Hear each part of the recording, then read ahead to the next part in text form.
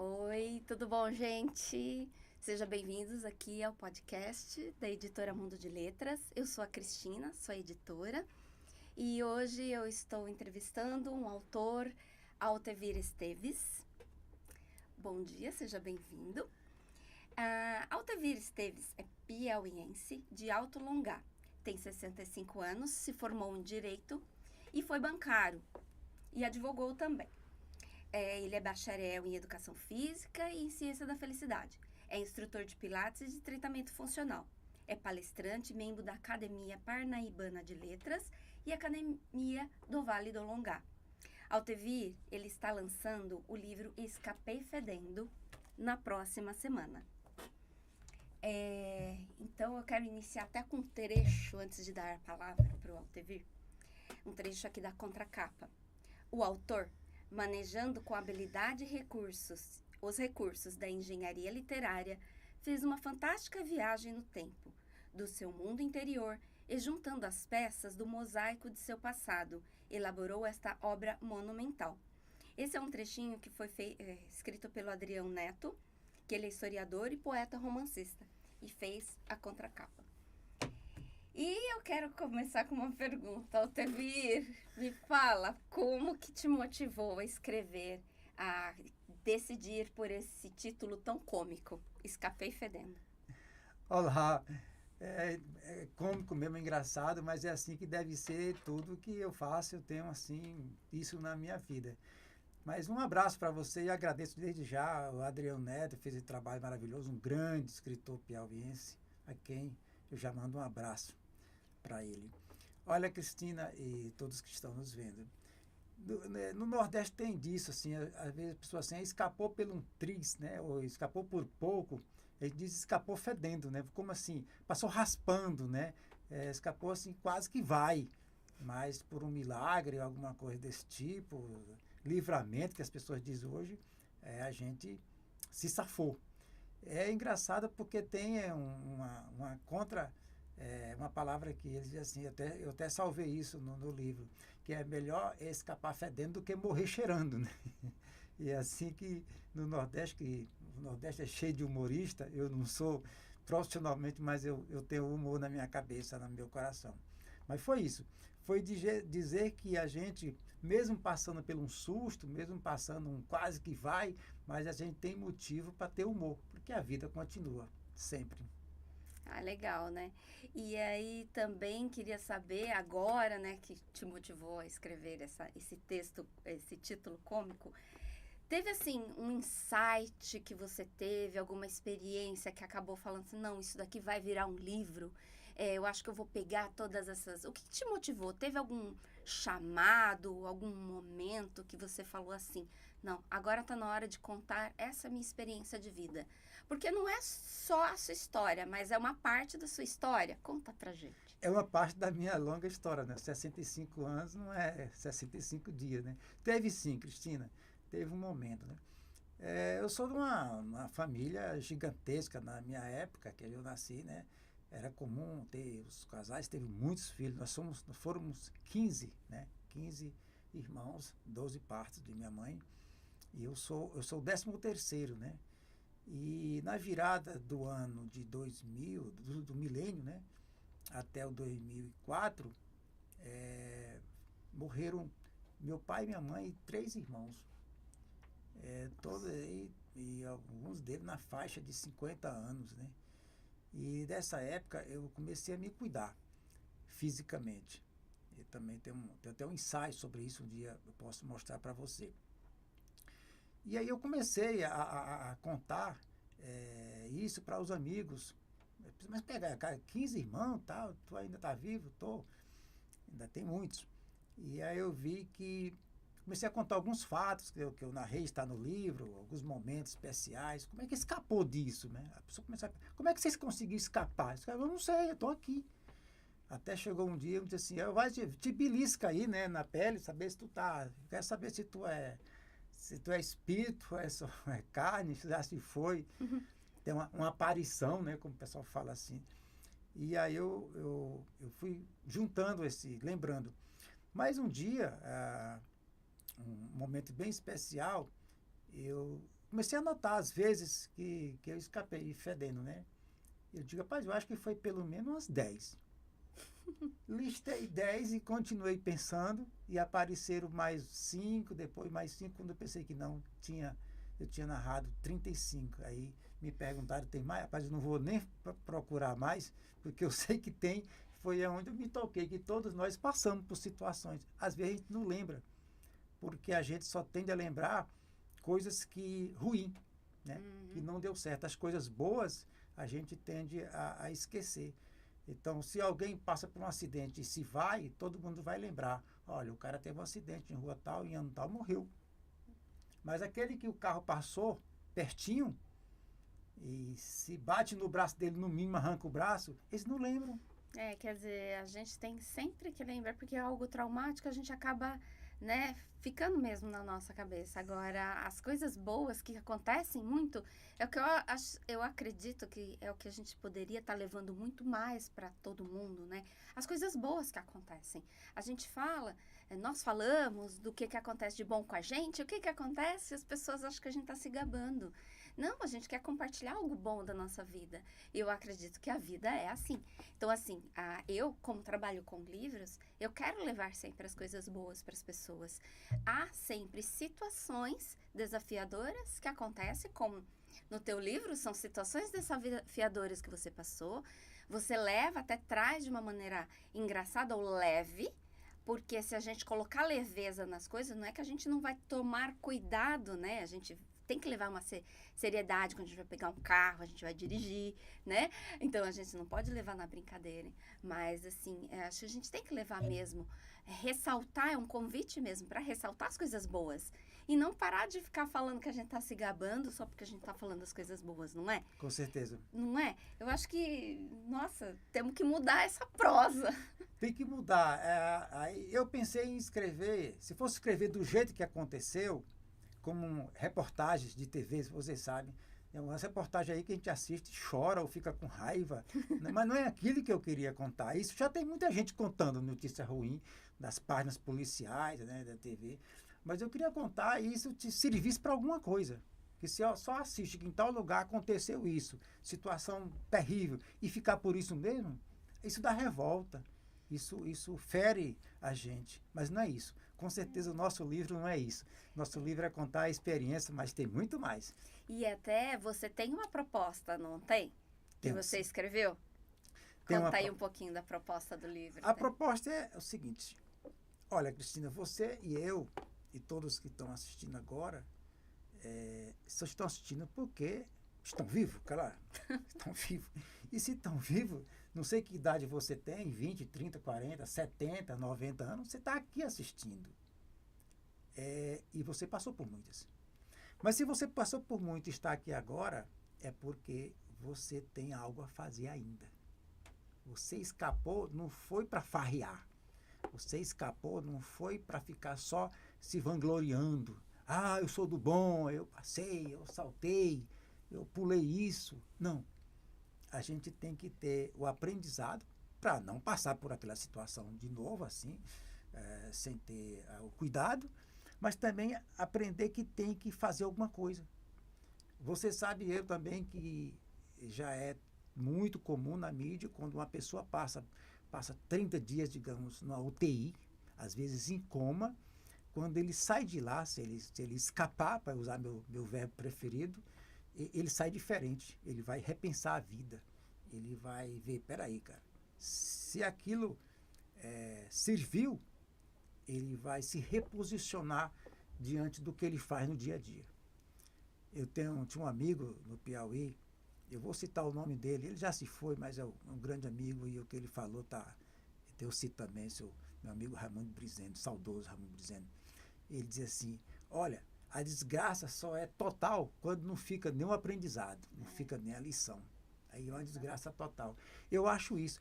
As escapadelas que eu tive na minha vida serviram de lição.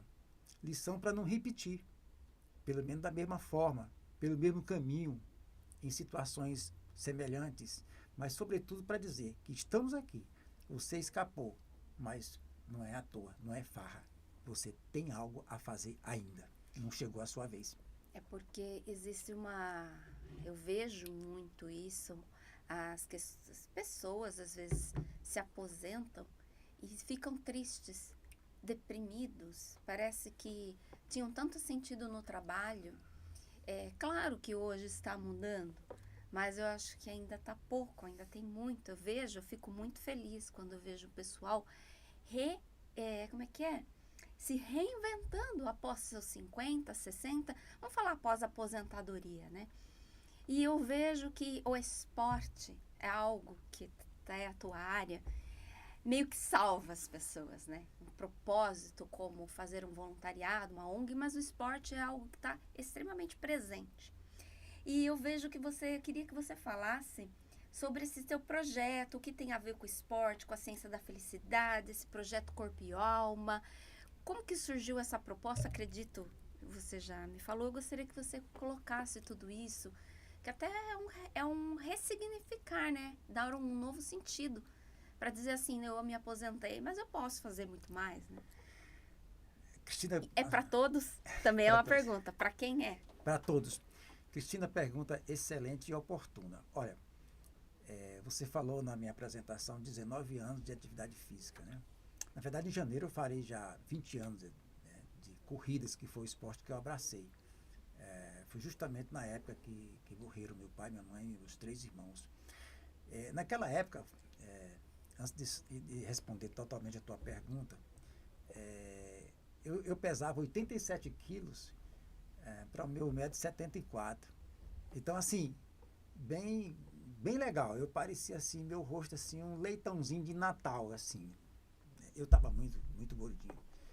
E aí, eu fiz as contas, baseado. Eu comecei a trabalhar com 3 anos de idade. Vocês não precisam voltar a fita não. Aí, 3 anos de idade eu comecei a trabalhar. Eu ainda mamava. Meu Deus! Eu demorei muito para mamar e comecei cedo a trabalhar. Eu me lembro, segurado na saia da minha mãe e sendo levado para cobrir sementinhas de feijão e milho no campo com meus pezinhos, arrastava os pés e cobria a cova com a semente dentro. Eu fazia isso. Então eu fiz as contas em 2004. Se eu comecei a trabalhar com 3 anos, eu estava com 50 na época, na 50 anos. Se eu morresse naquela época, como meus irmãos estavam morrendo, eu teria uma vida, meio século de vida, só trabalhando. E eu tinha 2 filhos, 2 filhas pré-adolescentes, 2 filhos criancinhas, uma mulher linda, um emprego legal demais para mim, que eu era gerente de banco, do Banco do Brasil, e eu tinha uma propriedade rural, eu estava bem, e um emprego e um diploma de advogado, de direito, e já mesmo com a OAB. Então eu ia pegar tudo isso e jogar no lixo. Uhum. E eu ia para 7 palmos do chão, igual meus irmãozinhos, se eu não fizesse nada. E aí, como eu aos 14 anos, aos 17, eu tinha praticado corridas na minha adolescência, eu tinha feito corrida, não tão profissional, mas eu corria.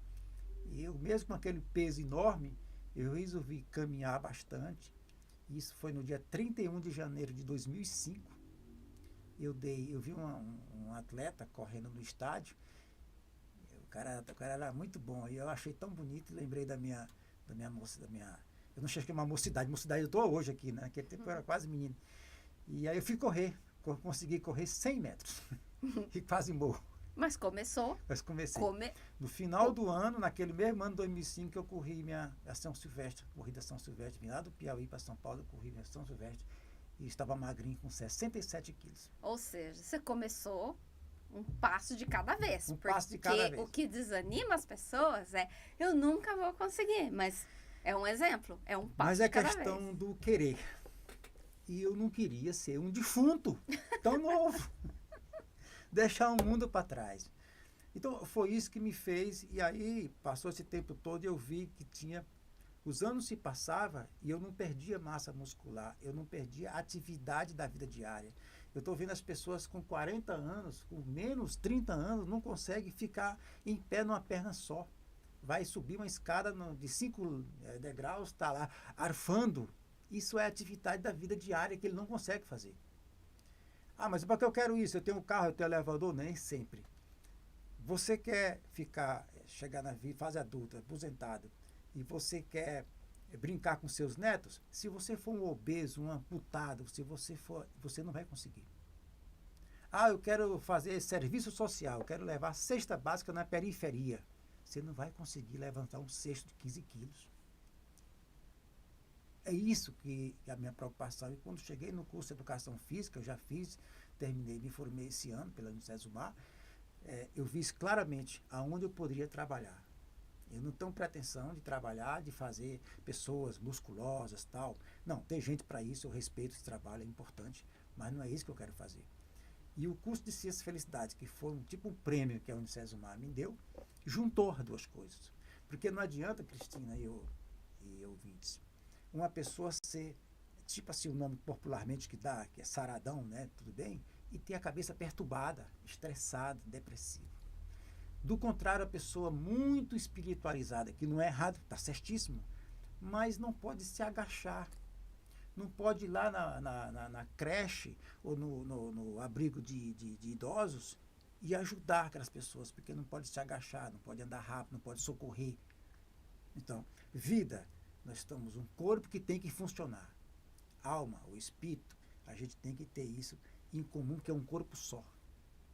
Alma, é um corpo só, um não funciona sem o outro. Então, minha proposta é essa, através do livro, deste livro, Escapei Fedendo, e outros mais que está a caminho, livro de poesias que também já está a caminho. Minhas palestras e meu trabalho físico junto aos meus alunos é fazer isso. Porque ele tem a vida em corpo e alma. Vida e abundância. Legal esse projeto, né? E você, o que eu ia perguntar? Voltando, né, para os livros, você falou que comentou que você tem aí umas poesias. Não quer falar um pouquinho para você como é que são esses livros que você já publicou, tua experiência como autor? Porque você publicou ao longo de alguns anos. A tua mente mudou quando você lançou o primeiro livro? Conta, o que te motiva também Mudou tudo, né? Eu tive o primeiro livro, eu publiquei com 18 anos. Me trouxe aqui, ele foi feito em mimeógrafo. Nossa. Só tem um exemplar feito em capinha de cartolina. Quando eu tinha 18 anos, juntei poesia naquele tempo. Em 2001 eu publiquei este, foi a fome mesmo, né? Só que eu trago a fome de 3 aspectos: a fome intestinal, essa aqui comum, né? A fome de sentimentos, né? De afeto, e a fome social, a fome de desejo das pessoas de aprender alguma coisa. Isso mudou muito, é todo em poesia. Lá para cá, Sina é um romance. Isso aqui alguém já me disse que ele é uma novela, né? Se entregar para um autor aí dessas empresas, canais de televisão, é só pegar e mandar gravar, assim me disseram. Isso aqui é um orgulho que eu tenho, mas mudou muito a minha redação. Como corredor, quando eu completei 10 anos, publiquei esse livro, de corredor para corredor, dando dica e mini história. A maior parte dos poemas e textos que tem aqui, Cristina, eu fiz literalmente correndo. Quando você treina para uma maratona, você corre 3 horas sem parar. Porque também a corrida te dá uma leveza, né? Me dá uma leveza. E eu vou dizer uma coisa para vocês. Eu fui advogado e fui gerente de banco. As decisões mais difíceis que eu tomei foi correndo. Eu saía de casa de manhã cedo, 5 da manhã, eu tinha um problemaço do trabalho para resolver lá para as 8, 9 horas. E não sabia o que fazer. Aí eu ia correr de manhã cedo. Quando eu voltava, no meio dava assim um estalo na cabeça. Mas é isso. Eu fui tomava banho ligeirinho, me arrumava, chegava lá, faço assim, mendia meu pessoal. Correr era a tua meditação, né? Era meditação, porque você sai, oxigena toda a gente, sabe? Mexe, dá uma sacudida geral e te dá uma tranquilidade. Uma vez minha funcionária chegou assim, eu cheguei um dia, falei para ela, falei um pouquinho mais, com a voz mais grave com ela, assim, ela sentiu, né? Mas a voz um pouco mais agressiva. Ela virou para mim, ela era tão legal, essa menina, falou assim: seu gerente, você não correu hoje não? Digo, não corri não, eu quero o serviço. Mas já era perceptível. As pessoas que praticam atividade física, assim, como principalmente os aeróbicos, demorados, eles ficam mais serenos, ficam mais calminhos, né? Não tem remédio de farmácia que se iguale, na minha opinião. Depois, quando eu terminei a faculdade de Direito, eu escrevi delírio universitário, porque quando faz um curso superior, muda tudo na vida da gente. Eu não tinha, eu fiz tudo isso, sendo gerente de banco apenas com ensino médio. E aí o meu superintendente disse, vem, me apareça, se você quiser crescer na empresa, me apareça com um diploma superior, qualquer. É.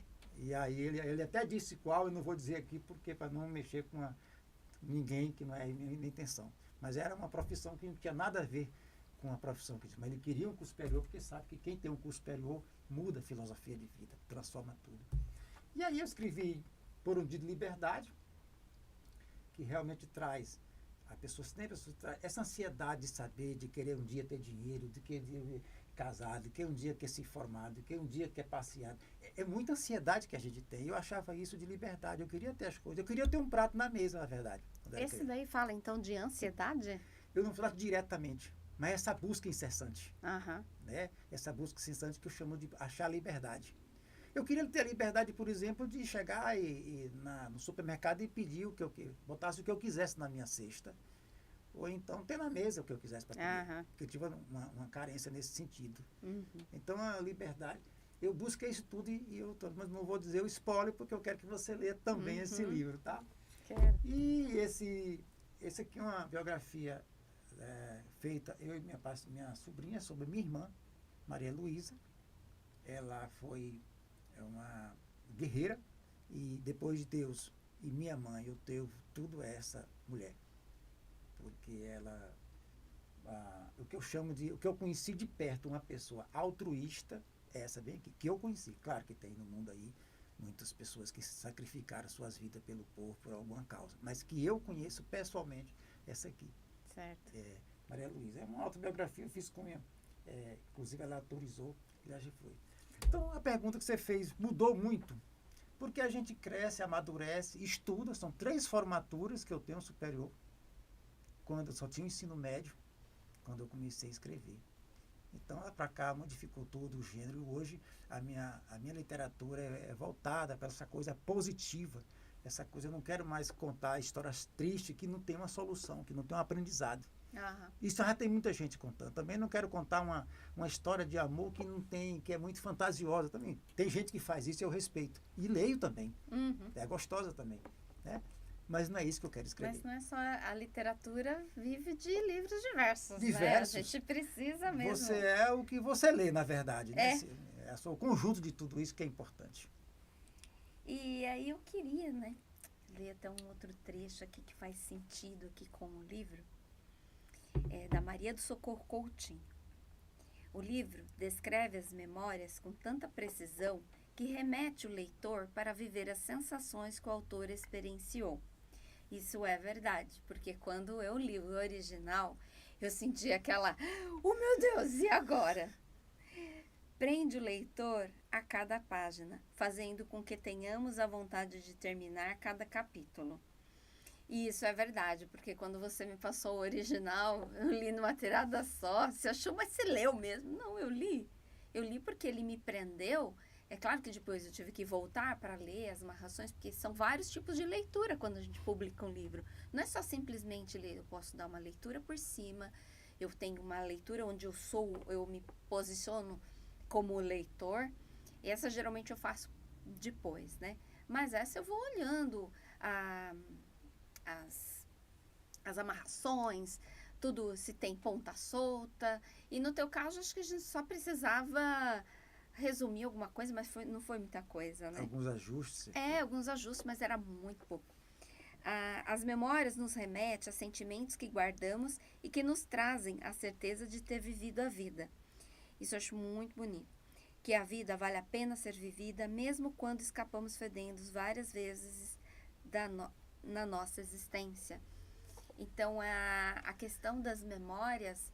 Então, eu queria falar 2 coisas. A questão das memórias e a questão da hora da publicação como editora, que eu vi isso daqui, né? Quando a gente lê isso tudo, tem muitas fases onde você era criança, né? E quanta coisa que a gente passou. Aí eu fui remeter as histórias de quando eu caí no parquinho, de quando eu inventei brincadeiras que não eram tão saudáveis e que outras crianças machucaram, mas eu não me machuquei. Então, assim, a criança, ela é livre. E ela meio que faz as coisas sem pensar, né? E aí, quando a gente vai crescendo, a gente ainda continua fazendo umas coisas meio sem pensar. E, tipo, não é porque cresceu. E você relatou isso no livro algumas vezes. É lógico que depois de apanhar, né? A gente não precisa também apanhar muito. A gente começa a olhar, falei, não, peraí, não é por aí. A gente começa a raciocinar.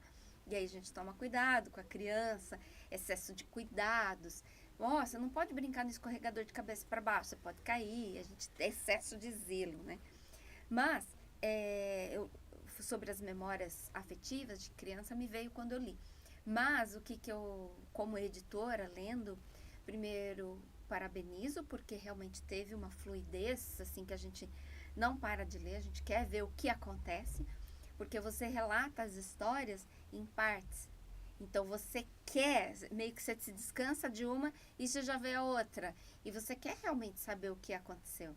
E todas elas estão amarradas e todas elas deram certinho, né? Tem um final feliz, lógico, né? Eu já dando spoiler, óbvio que deu um final feliz. Mas todas elas te trazem o aprendizado de cada situação, né? Que eu acho que isso que é o válido, né? E também aquela questão do como editora, eu só queria só ressaltar que a gente tem muitas leituras antes de publicar um livro. Você que teve várias experiências, você deve ter visto. Se você leu de novo, você vai querer alterar. Mas existem diferentes maneiras que você lê. Uma você dá uma leitura por cima, outra você vai fazer uma análise crítica, outra você vai fazer uma revisão, porque todo mundo acaba chamando de revisão. E não é. São leituras. Aí tem a revisão gramatical, que talvez a revisora vai estar preocupada com a gramática e não vai estar preocupada com a montagem, como foi feito esse livro. Eu me preocupei com a montagem, porque tem uma montagem. Então, eu me preocupei em sem estar a ponta solta, né? Então, tudo isso era relevante. Então, e aquela leitura que a gente faz como leitor? Peraí, deixa eu ler isso aqui. Ó, como é que tá? Início, meio e fim. Tem umas ilustrações também, né? Que eu, por gosto, faço as ilustrações. Já ilustrei livros também. E esse eu acabei te pedindo permissão. Eu fiz umas ilustrações assim do meu gosto. E juntamente com o capista, né? Que ele acaba fazendo uma pintura, uma tela. Muito lindo, muito bonito mesmo. É uma tela, ele captou exatamente. Eu acho que só alguém que for ler o livro vai entender todas essas nuances, tudo o significado de cada símbolo aqui. Tem outros símbolos no livro, como o tucunzeiro, que esteve muito presente em algumas histórias, né? A gente gostou dessa... Tem o fruto, né? E eu até coloquei o fruto do tucunzeiro, porque o tucunzeiro é uma árvore muito espinhenta, né? Nossa. E aí você pensa, eu vou colocar o tucunzeiro espinhento? Eu vou falar mais espinho? Eu vou falar do aprendizado de tudo isso, que é o fruto. Muito bem. Né? Então, colocamos o fruto ali. Então, claro, tá ali dentro da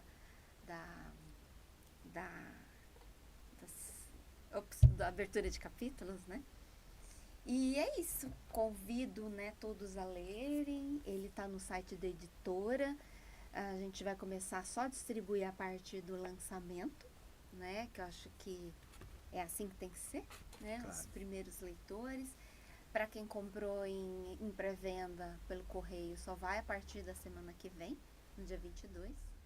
E eu queria te convidar, né, se você quiser falar um pouquinho do lançamento, como é que vai ser, tuas expectativas e a tua turnê no Piauí. Ah, sim.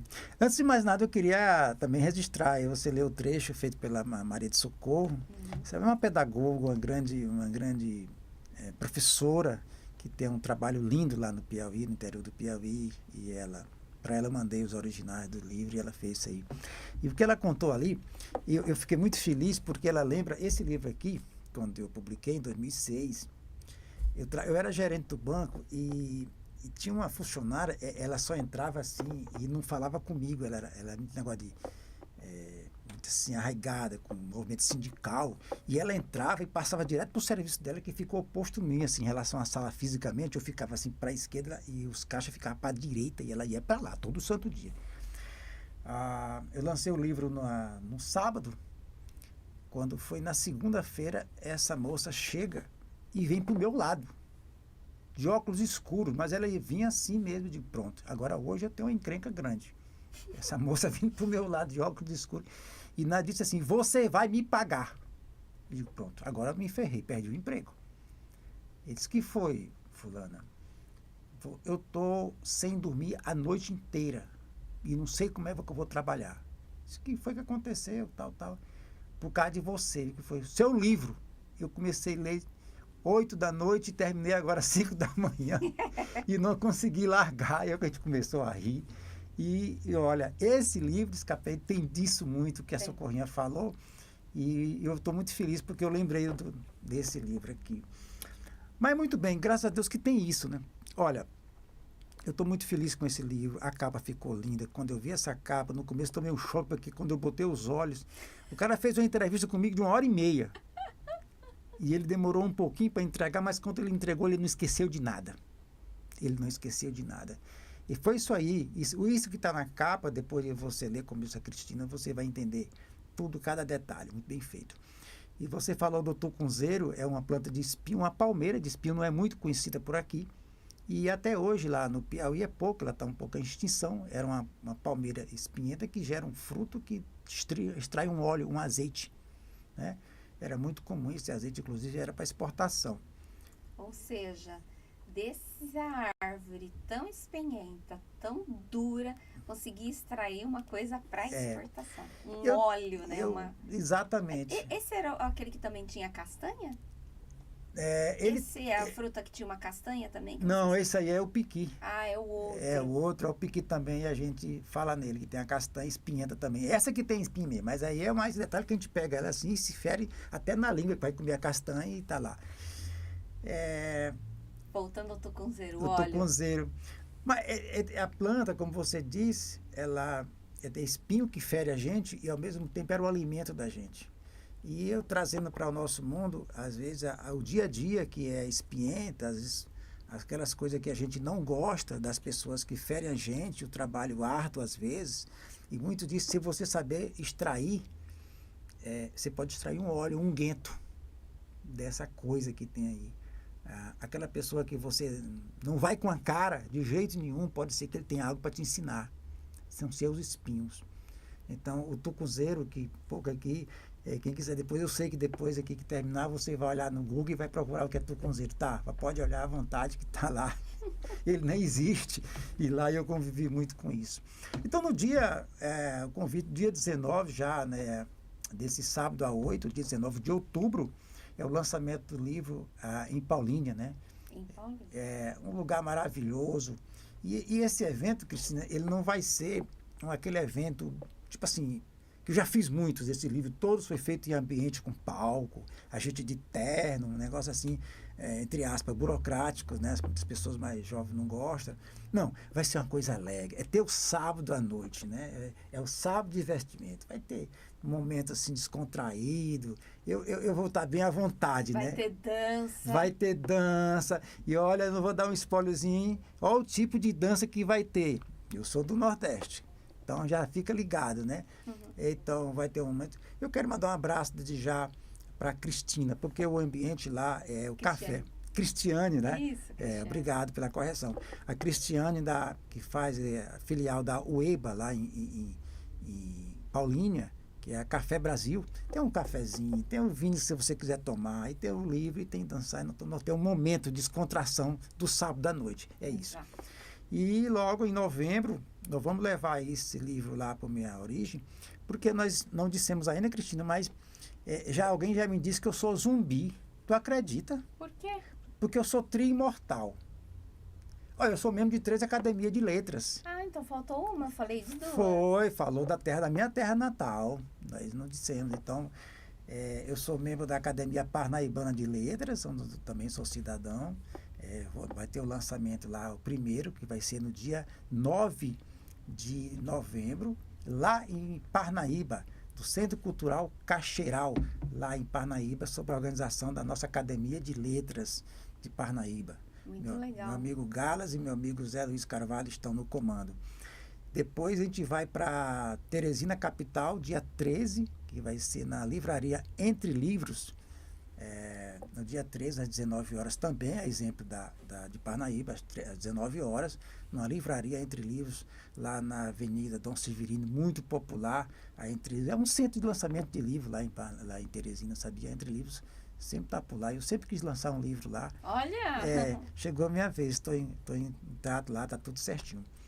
Depois eu pego a estrada e vou lá no interior, que é o cenário de algumas dos trechos lançados no livro. Tira foto. Vai lá. Nossa. Lá em Jaicós, eu também sou cidadão jaicoense. Eu sou membro da Academia de Letras de Parnaíba, do Vale do Longá e de Alto Longá. Então eu sou tri-imortal, eu disse que quem é da academia é imortal. Então eu sou zumbi, segundo me disseram. Vamos pensar numa coisa positiva. Mas é bonito, as pessoas hoje gostam do negócio de...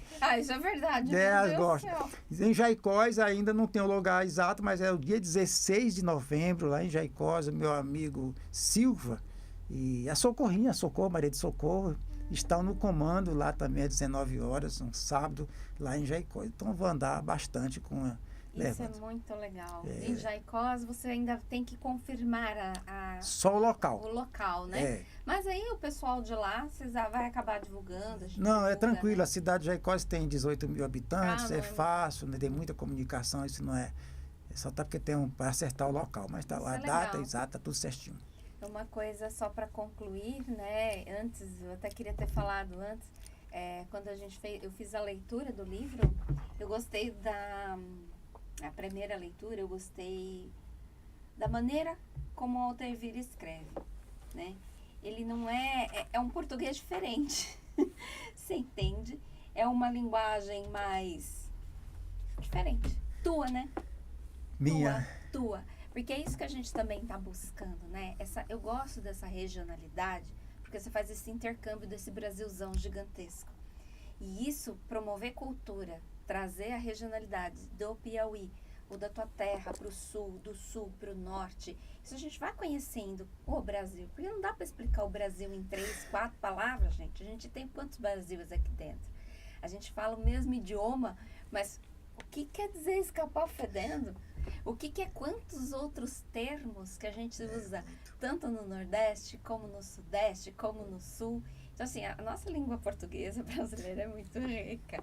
Então, eu gosto dessa maneira, desse tom, desse jeito como você escreve. E tudo é cultura, é tudo leitura.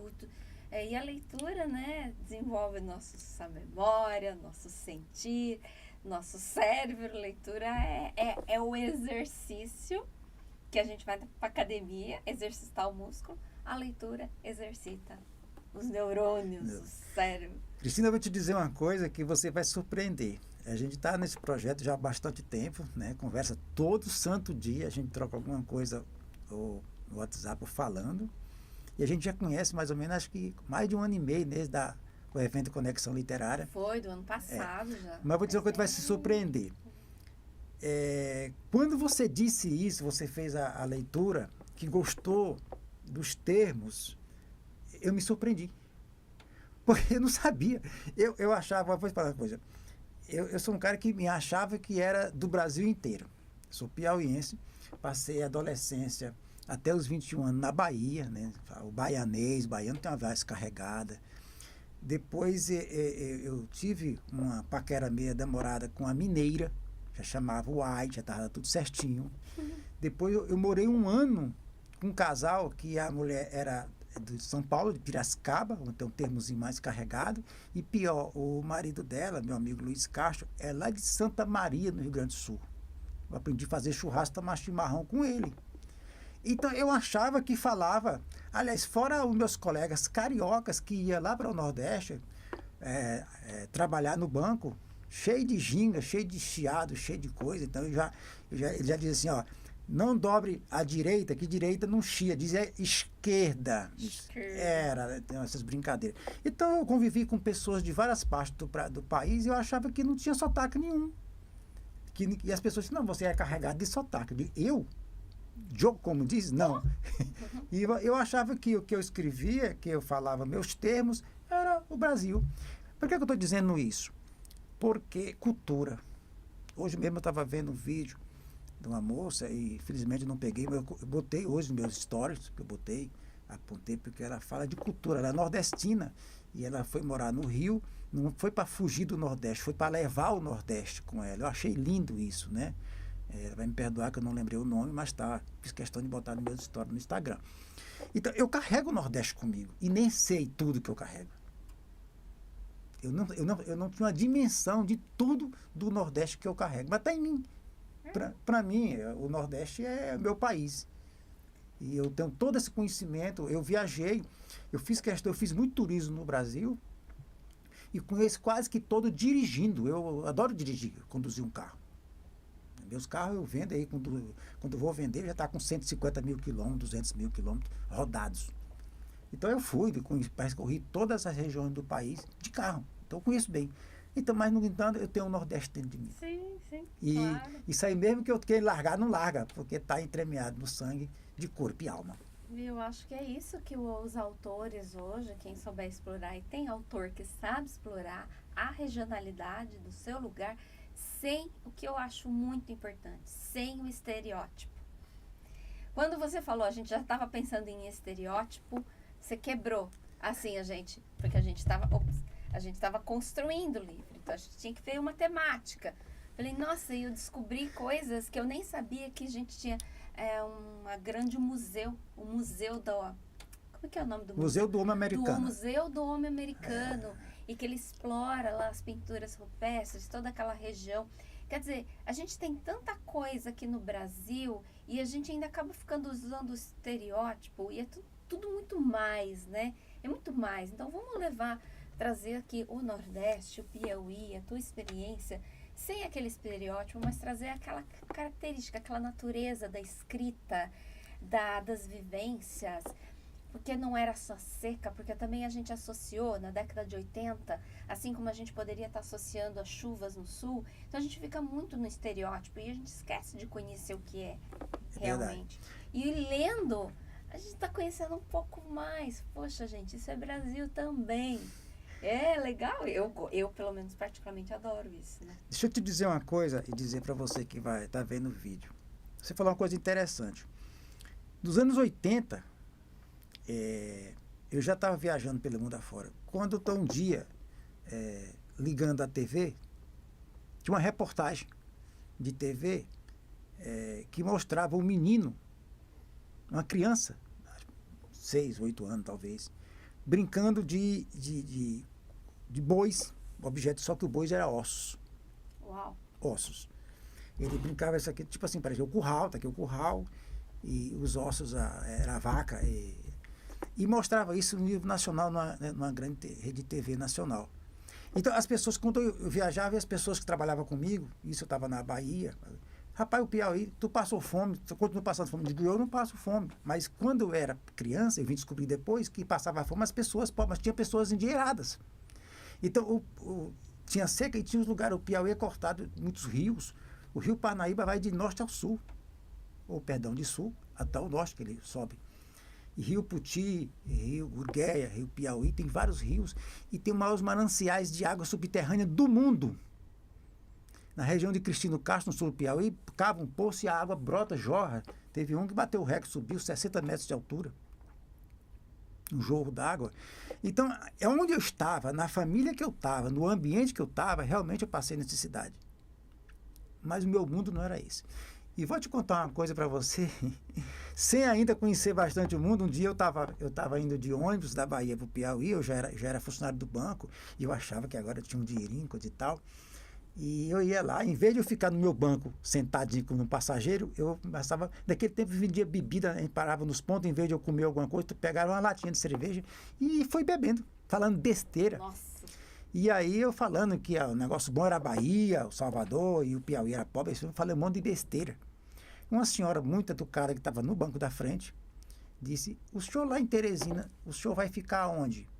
Aí eu disse, eu vou lá para o bairro tal, que era um bairro onde minha irmã morava, muito pobres. Quando eu disse o bairro tal, ela falou assim, logo vi. Aquilo me marcou. O que eu conhecia era um mundo que não é o real. Então você não pode contar o resto da vida uma coisa que não existe, que não era o mundo. Você tem que ler, você tem que conhecer, você tem que visitar, você tem que abrir os horizontes. Então aquilo que eu passei que está narrado foi no ambiente que eu conhecia. Não era o Piauí. O Piauí é muito maior e ele hoje está moderno, está muito legal, está muito lindo. Está um lugar bom de ver. O litoral onde eu morei lá, Delta do Parnaíba, é muito lindo. A capital Teresina está moderníssima. Tá muito bom com aquela. Hoje tem moda de ponte estaiada, lá também tem a ponte estaiada. Tem, tá tudo bem. Então, né? Então, leia e você vai ver. E a ideia não é mostrar o que foi, é a ideia do que a gente pode fazer com isso. Exatamente, que a ideia principal e a essência do livro é mostrar mesmo o aprendizado de todas as situações desafiadoras que todos passamos na vida, né? Então, para encerrar, né, quero agradecer a tua presença, quero agradecer pela troca, pela partilha. Parabéns por esse novo livro que está saindo aí já, lançando aí para o mundo na semana que vem. E reforçando o convite em Paulínia, dia 19, às 19 horas, 7 horas da noite, no Ueba, que é o café. Um lançamento com música dançante, com dança, né? E vai ser uma alegria quem puder estar lá. E em novembro tem a turnê no Piauí. E estamos vendo uma data para Campinas, para o lançamento. Mas também, se não for esse ano, o ano que vem, né? Porque você é palestrante. Então tem muita coisa para fazer aqui pela região e o lançamento também, né? É isso aí. Escapei Fedendo é vida em abundância, é vida em corpo e alma. E é isso que a gente vai fazer sempre. Porque nós estamos aqui porque temos propósito. Um propósito. E nós vamos cumprir. Então, fica um abraço, gratidão por terem assistido e leiam. Leiam bastante. E vamos continuar escapando fedendo. Não? Leiam.